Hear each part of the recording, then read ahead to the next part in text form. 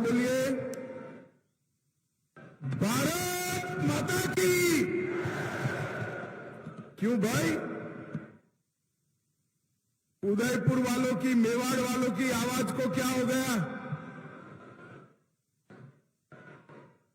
ऐसी आवाज नहीं चलेगी। 23 में भाजपा सरकार बनानी है ना? जोर से बोलो, बनानी है। 24 में मोदी जी को तीसरी बार प्रधानमंत्री बनाना है।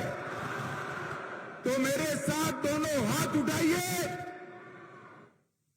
संपूर्ण विजय के संकल्प की मुट्ठी बींचिए और प्रचंड आवाज से बोले, भारत माता की, भारत माता की, भारत माता की। मंच पर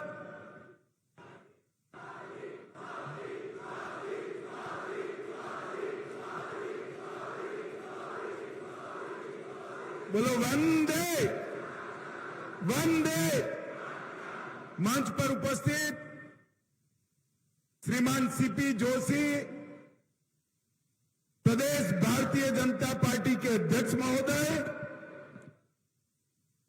राजस्थान की पूर्व मुख्यमंत्री, जिन्होंने राजस्थान के विकास में एक नई राह बनाने का काम किया है, भाजपा की राष्ट्रीय उपाध्यक्ष श्रीमती वसुंधरा राजे जी, मोदी जी की मंत्रिपरिषद में मेरे साथी भाई गजेंद्र सिंह जी, भाजपा के प्रभारी श्रीमान अरुण सिंह जी, राजस्थान विधानसभा में नेता प्रतिपक्ष श्रीमान राजेंद्र राठौर जी, भाजपा के उपनेता श्रीमान सतीश पुनिया जी, बहन विजया राहतकर जी, श्री अरुण चतुर्वेदी जी, अर्जुन मीणा जी, सांसद कनकमल कटारा जी, श्रीमती दिया कुमारी जी, हमारे संगठन मंत्री चंद्रशेखर जी, और आज भक्ति और शक्ति की इस वीर भूमि पर आए हुए मेरे प्यारे भाइयों बहनों माताओं और मेरे जिगर के टुकड़े जैसे युवा मित्रों,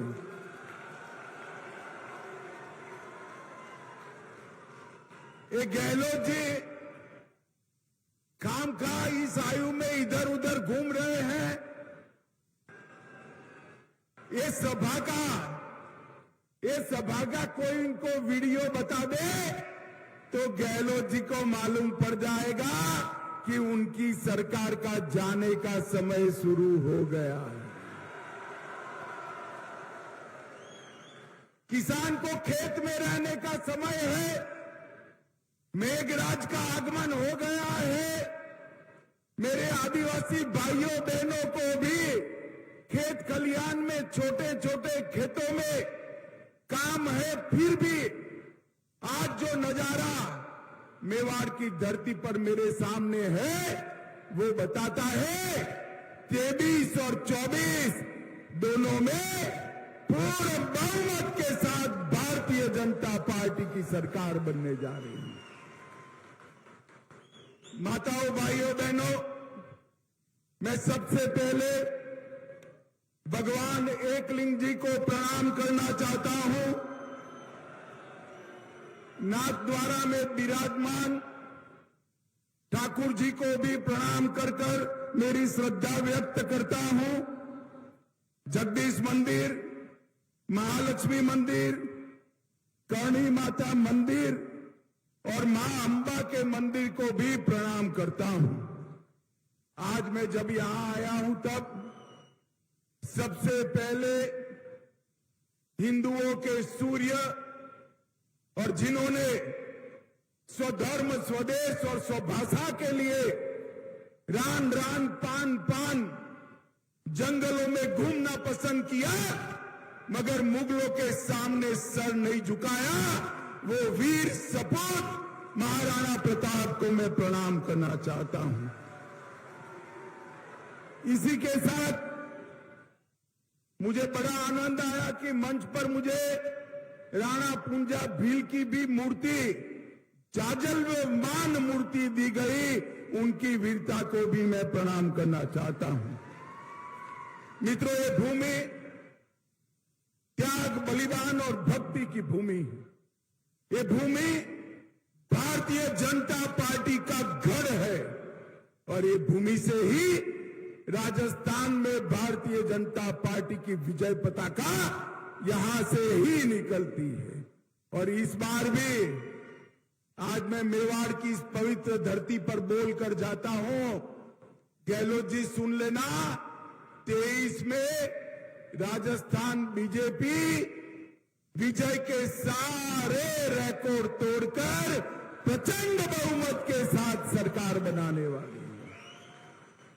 भाई और बहनों, मेरे युवा साथियों, मैं मोदी जी के 9 साल पूरे होने पर भारतीय जनता पार्टी ने देश भर में जो धन्यवाद यात्राएं चालू की है, इसके तहत आज मैं मेवाड़ की वीर भूमि पर आया हूं। ये मेरा 15वां राज्य है।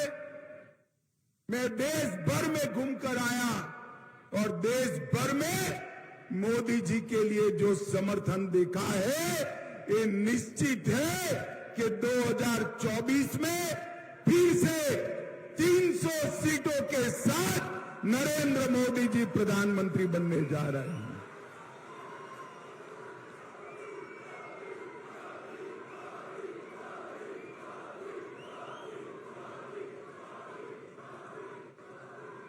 माताओं, भाइयों, बहनों, मोदी जी के शासन के 9 साल कई मायनों में भारत के अंदर परिवर्तनकारी रहे हैं।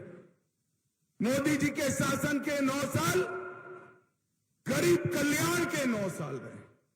मोदी जी ने कहा था 2014 में जब संसद में पहली बार पहुंचे, उन्होंने संसद की भूमि को माथे पर लगाकर कहा था, ये सरकार गरीबों की, दलितों की, आदिवासियों की, पिछड़ों की सरकार है। और 9 साल में इन्होंने इसके लिए ढेर सारे काम किए हैं। मित्रों, मोदी जी के नेतृत्व में ये 9 साल में देश के करोड़ों किसानों को पहली बार 6,000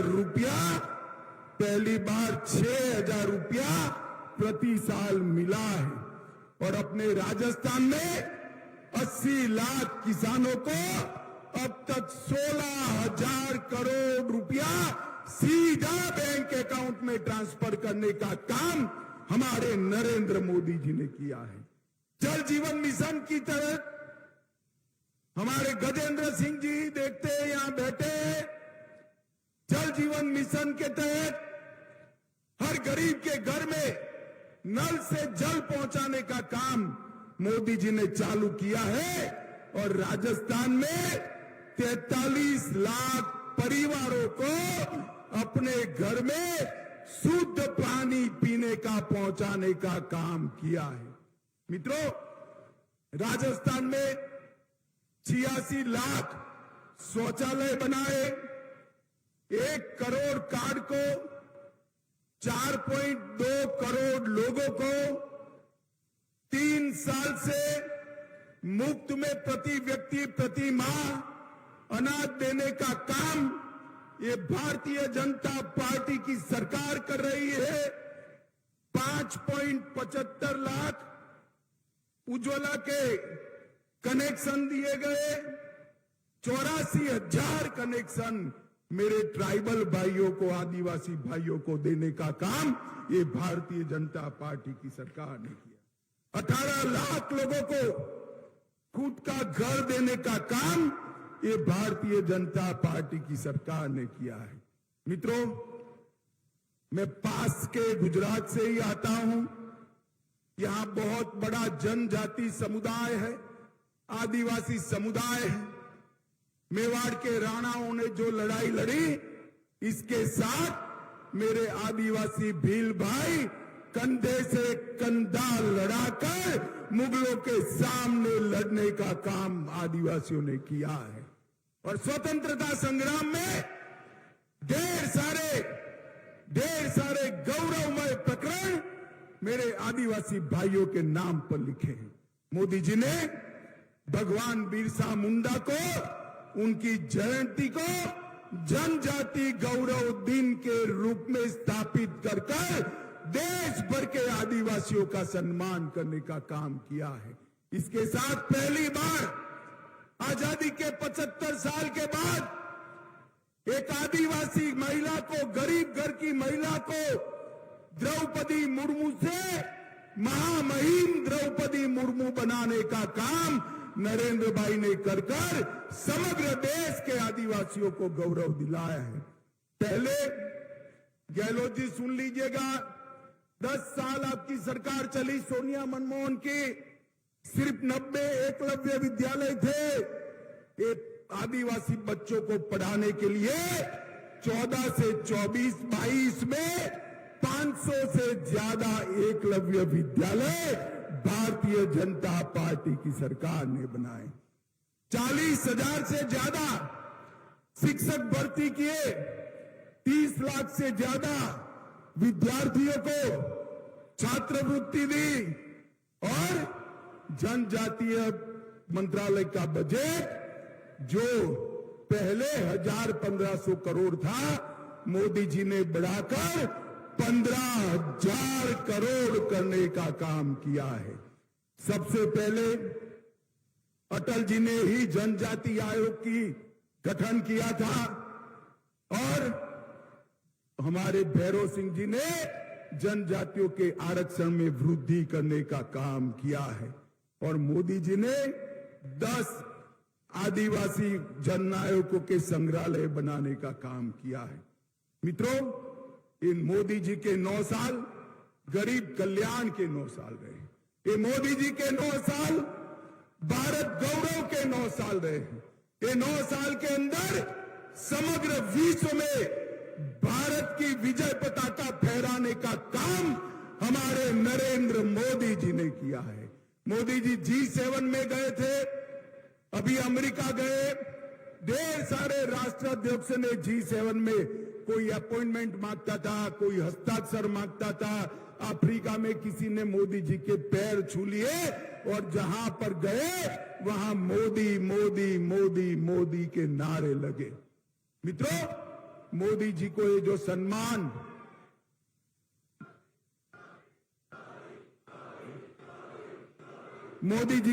सम्मान समग्र विश्व में मिल रहा है, ये मोदी जी का सम्मान नहीं है, ये भारतीय जनता पार्टी का सम्मान नहीं है।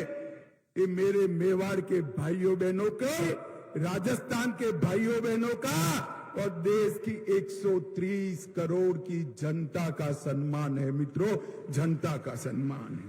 मोदी जी ने भारत के गौरव को आसमान तक ऊंचा उठाया है।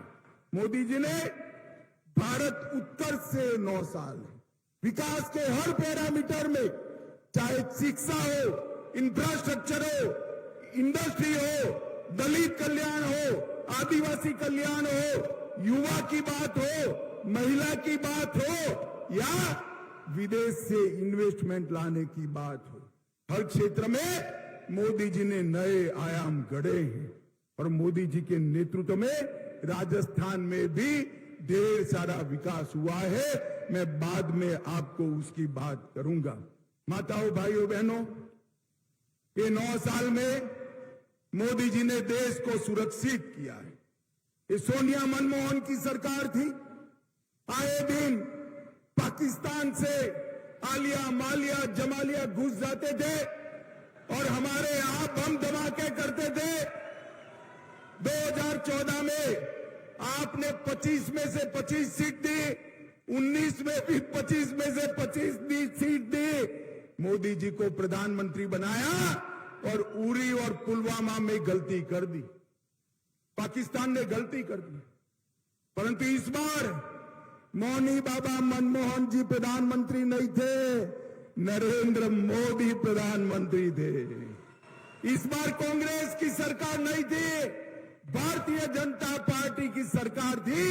10 ही दिन में पाकिस्तान के घर में घुसकर सर्जिकल स्ट्राइक और एयर स्ट्राइक कर आतंकवादियों का खात्मा बुलाने का काम नरेंद्र मोदी सरकार ने किया। माताओं, भाइयों, बहनों, ये मेवाड़ वालों मुझे बताओ, ये कश्मीर अपना है या नहीं है? सुनाई नहीं पड़ता है, जोर से बोलो, कश्मीर अपना है या नहीं है? धारा 370 हटानी चाहिए या नहीं हटानी चाहिए? ये कांग्रेस, सपा, ममता, स्टालिन जी, जदयू सारे इकट्ठा होकर काऊ काऊ काऊ काऊ काऊ काऊ करते। 19 में फिर से आपने 25 में से 25 सीटें दी, मोदी जी को प्रधानमंत्री बनाया। मोदी जी ने एक ही झटके में धारा 370 को 5 अगस्त 2019 को समाप्त कर। और राहुल बाबा कहते थे कि धारा 370 मत हटाओ वरना खून की नदियां बह जाएगी। अरे राहुल बाबा, किस जमाने की बात करते हो?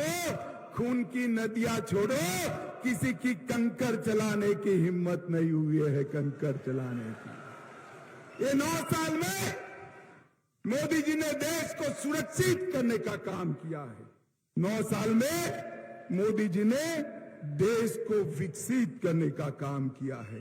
पर मित्रों, मैं आपको बताता हूं, अभी अभी सारा विपक्ष के नेता पटना में इकट्ठा हुए, एक बड़े मंच पर प्रेस कॉन्फ्रेंस की। सारे लोग, मैंने भी प्रेस कॉन्फ्रेंस देखी, मैं भी बहुत साल से राजनीति में हूं। मैंने सोचा भला ये कौन लोग इकट्ठा हुए?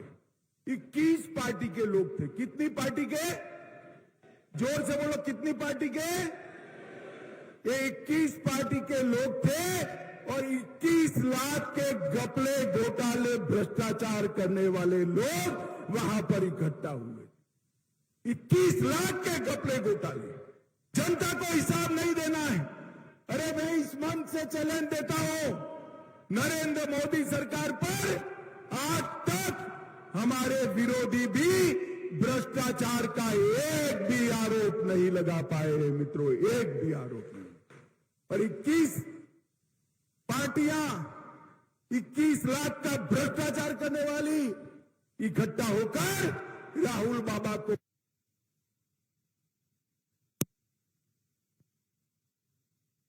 तो एक घपले, घोटाले, भ्रष्टाचार भारत की नियति बन जाएगी। और मोदी जी फिर से प्रधानमंत्री बनते हैं तो भ्रष्टाचार करने वाले जेल की सलाखों के पीछे जाएंगे। मुझे बताओ भाई, राहुल बाबा को प्रधानमंत्री बनाना चाहिए या मोदी जी को? जोर से बोलो, किसको बनाना चाहिए? और ये सारी पार्टियां, ये सारी 20 पार्टियां, 21 पार्टियां जो इकट्ठा हुई, इनके मन में, मेवाड़ वालों, आपका भला नहीं, इनके मन में अपने बेटे का भविष्य है। मैं नाम से कहता हूं, सोनिया जी का पूरा जीवन का लक्ष्य है राहुल जी को प्रधानमंत्री बनाना। लालू जी का लक्ष्य है अपने बेटे तेजस्वी को प्रधानमंत्री बनाना। ममता जी का लक्ष्य है अपने भतीजे अभिषेक को मुख्यमंत्री बनाना। स्टालिन जी का इंटरेस्ट है अपने बेटे उदयनिधि को मुख्यमंत्री बनाना। और गहलोत जी का इंटरेस्ट है वैभव को मुख्यमंत्री बनाना। मुझे बताओ, ये आपका भला कर सकते हैं भाई? जरा जोर से बोलो भाई, कर सकते हैं? जो अपने बेटे के लिए काम कर रहे हैं, इसको वोट देना है, या जो देश के लिए काम कर रहे हैं, इसको वोट देना है? ये तय करने का समय देश की जनता के लिए आ रहा है। मित्रों,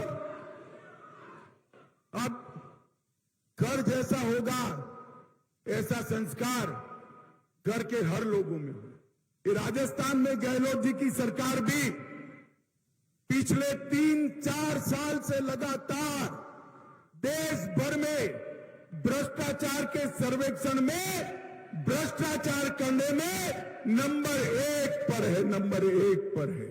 माताओं भाइयों बहनों, खनन विभाग में 66,000 करोड़ का भ्रष्टाचार किया और बात वहां तक पहुंच गई, एक संत ने अपना आत्मविलोपन करना पड़ा, फिर भी भरतपुर में अवैध खनन फिर से चालू हो गया है।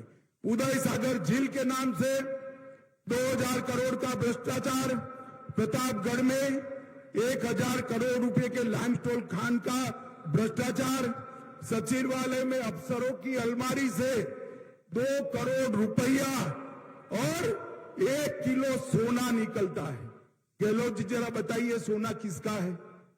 भाई हिसाब मांगना चाहिए या नहीं मांगना चाहिए? पीछे वाले बोलो मांगना चाहिए या नहीं मांगना चाहिए? आपके पास मौका है अब हिसाब मांगने का कि सचिवालय के अंदर ये 2 करोड़ रुपया और 1 किलो सोना किसका है, उसका हिसाब दीजिए। काली सिंह बांध के नाम पर करोड़ों रुपए का घपला, गरीबों के राशन में 100 करोड़ रुपया चाऊ कर गए, वृद्धावस्था पेंशन में 450 करोड़ रुपया चाऊ कर गए। शर्म करो, शर्म करो, गरीब बच्चों का अनाज और वृद्धों के पैसे खाकर कोई सुखी नहीं होता है। गहलोत जी, ये सरकार भ्रष्टाचार की सरकार है। इस सरकार ने तो भ्रष्टाचार के सारे रिकॉर्ड तोड़ने का काम किया है। और अशोक गहलोत जी ने जितने भी वादे किए थे वो सारे वादे तोड़ दिए हैं मित्रों। 10 दिन के अंदर किसानों का कर्जा माफ करना था, मुझे बताओ हुआ है भाई? अरे जोर से बोलो, हुआ है? युवाओं को बेकारी भत्ता मिला है? उल्टा 19,000 किसानों की भूमि कुर्क करने का काम ये सरकार ने किया है। मित्रों, 19 से ज्यादा पेपर लीक हो चुके हैं। बेरोजगारी और बलात्कार में राजस्थान देश भर में नंबर 1 पर है और उनके ही प्रदेश कांग्रेस अध्यक्ष के बेटे टॉपर कर जाते हैं, जनता बिचारी रह जाती है। मित्रों, एक दूसरी बात है, इस प्रदेश में कानून और व्यवस्था की स्थिति बुरी तरह से चरमराई गई। 2000 में जयपुर में बॉम्ब ब्लास्ट हुआ था। मैं उस वक्त गुजरात का गृह मंत्री था, वसुंधरा जी यहां थी। सबको पकड़ा। इनके एडवोकेट जनरल को फुर्सत ही नहीं है पैरवी करने के और सारे से सारे लोग छूट गए। 50 लोगों को मारने वाले दहशतगर्द आतंकवादी आज निर्दोष छूट गए हैं और इनको शर्म नहीं आती है। और मुझे कहते हैं कि क्या किया कन्हैया लाल ने? अरे आपको पहले शर्म आनी चाहिए। माताओं भाइयों बहनों बताओ, कन्हैया लाल को सुरक्षा किसने नहीं दी? जोर से बोलो, किसने नहीं दी? जोर से बोलो, किसने नहीं दी? मर गया तब तक किसकी पुलिस चुप रही? अरे आप तो पकड़ना भी नहीं चाहते थे, एनआईए ने पकड़ा। और झूठ मत बोलो गहलोत जी, चार्जशीट नहीं हुई है। मैं डंके की चोट पर कहता हूं, 22 दिसंबर 2022 को चार्जशीट हो चुका है। स्पेशल कोर्ट बनाने का काम आपका है, जिससे जल्द सजा दी जाए। राजस्थान सरकार हाई कोर्ट को भरोसे में लेकर स्पेशल कोर्ट नहीं बनाती है, न तो आज तक कन्हैया लाल के दोषियों को फांसी पर लटका चुके होते। मित्रों, लटका चुके। इनको शर्म आनी चाहिए। ये वोट बैंक की राजनीति करते हैं। मैं आज इतना कहना चाहता हूं, मोदी जी ने PI5 पर बैन लगाया। गहलोत जी के राज में कोटा में PI5 की रैली निकलती, चित्तौड़गढ़ में रतन सोनी की हत्या होती, करौली में हिंदू त्योहार बंद कर दिए जाते हैं, संघ का पथ संचलन बंद कर दिया गया है और 300 साल पुराना शिव मंदिर अलवर में ढहा दिया गया। भगवा ध्वज उतारने की हिमाकत ये गहलोत सरकार करती है। मैं आज पूछना चाहता हूं, आजादी के इतने सालों के बाद भी वोट बैंक की लालच में संविधान को साइड पर रखकर जिस प्रकार से बहुमत समाज के साथ अन्याय और अत्याचार हो रहे हैं, मैं आपको कहने आया हूं मित्रों, ये वोट बैंक की राजनीति करने वाले ही कर सकते हैं। Bharatiya Janata party vote bank की राजनीति नहीं करती है। मोदी जी के शासन में जब वसुंधरा जी थी तब भी यहां आतंकवाद पर लगाम कसने का काम भारतीय जनता पार्टी ने किया है। ये 3D से घिरी हुई सरकार है। 3D का मतलब है दंगा, महिलाओं से दुर्व्यवहार और दलितों पर अत्याचार। ये 3D से घिरी हुई अशोक गहलोत सरकार को हमने उखाड़ कर फेंक देना है। मित्रों, ये दंगा राज यहां पर हो चुका है। मैं आज आपको इतना ही कहना आया हूं मित्रों, आपके पास 2 मौके, एक आपको केंद्र सरकार भी चुननी है 24 में, एक राज्य सरकार भी चुननी है। मगर एक वोट देने से दोनों काम होते हैं, तो राजस्थान वालों करना चाहिए या नहीं करना चाहिए? अरे जोर से बोलो यार, एक ही वोट देने से 2 काम होते हैं तो करना चाहिए या नहीं करना चाहिए? तो ट्रेलर पहले है, 23 में है। 23 के ट्रेलर में अशोक गहलोत सरकार को मूल के समेत उखाड़ कर फेंक दीजिए एक बार। तो 24 में अपने आप 25 सीटों का रास्ता प्रशस्त हो जाएगा और मोदी जी फिर से प्रधानमंत्री बनेंगे। मुझे बताओ माताओं, भाइयों, बहनों, मोदी जी को प्रधानमंत्री बनाना चाहते हो? ऐसे नहीं, दोनों हाथ उठाकर बोलो, चाहते हो? फिर से 25 सीट तीसरी बार राजस्थान से मोदी जी की झोली में डालेंगे? ये भ्रष्ट नकारा अशोक गहलोत सरकार को उखाड़ कर फेंक देंगे। यहां पूर्ण बहुमत की रिकॉर्ड तोड़ने वाली भारतीय जनता पार्टी की सरकार बनाएंगे। कमल के निशान पर वोट देंगे।